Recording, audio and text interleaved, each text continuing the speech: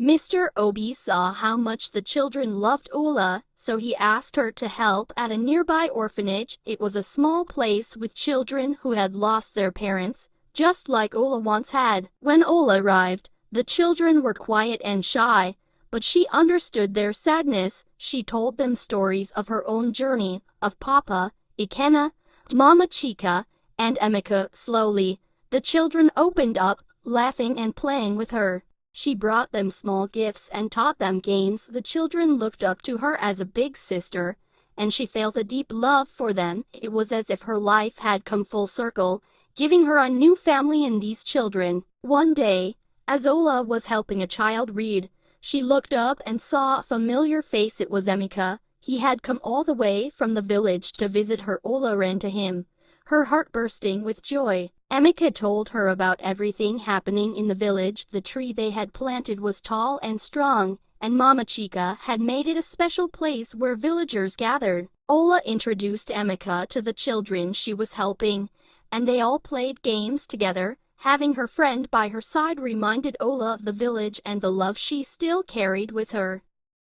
After some time, Mr. Obi gave Ola a chance to visit her village. She couldn't wait to see everyone again. When she arrived, the whole village gathered to welcome her. Mama Chica, Auntie Gozi, and Emeka were all there, as well as the children who now gathered under the tree she and Papa Ikenna had planted. It was tall, with strong branches that gave cool shade, just as Papa Ikenna had hoped. Ola sat under the tree and told everyone about her life in the city and the children she was helping. The villagers listened proudly, and Emeka smiled, knowing that his friend had done so well. Ola spent her time in the village teaching the younger children to read and helping them with their schoolwork. She shared all the lessons she had learned from Papa Ikenna, telling stories of hope, kindness, and strength. She encouraged the children to believe in themselves, reminding them that they could be anything they wanted. Just as Papa Ikenna's words had stayed with her, Ola knew that her words could stay with these children and guide them in their own journeys.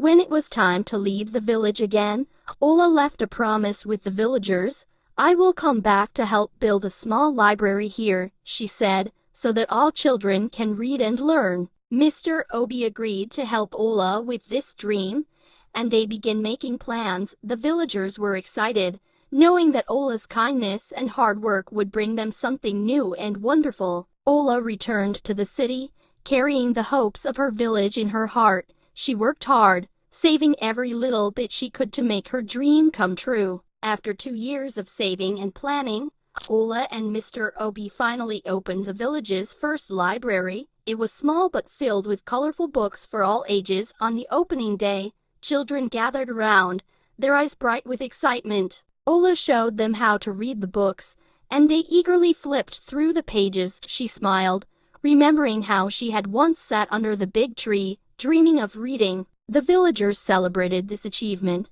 calling the library Ola's gift. It was a place of knowledge and joy, bringing the community closer and helping children find a new path forward. Years passed, and Ola continued to live a life of kindness, wisdom, and courage. She grew older, but her heart stayed young and full of hope. She spent her days traveling between the village and the city, helping children and inspiring others with her story. Her life became a beacon of light to all who knew her. She was once a lonely orphan, but now she was known as Ola, the girl who gave her heart to the world. Ola had found a family and friends, in the children she helped, and in the people whose lives she touched. She knew that her journey would never end, because the love she shared would keep growing, like the big tree in her village.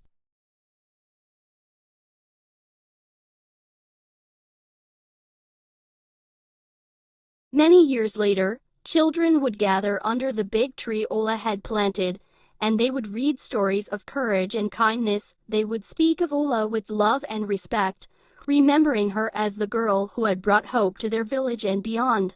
Ola's legacy lived on, not just in the library she had built, but in the hearts of all who had known her. Her story became a reminder that even the smallest acts of kindness could grow into something beautiful and everlasting. And so, Ola's journey of love, kindness, and hope continued in the lives of others, just as Papa Kenna had once foretold. Thank you for joining Ola's journey from a small village to a life full of love and purpose. This story was meant to show that with kindness, courage, and hope, even the hardest journeys can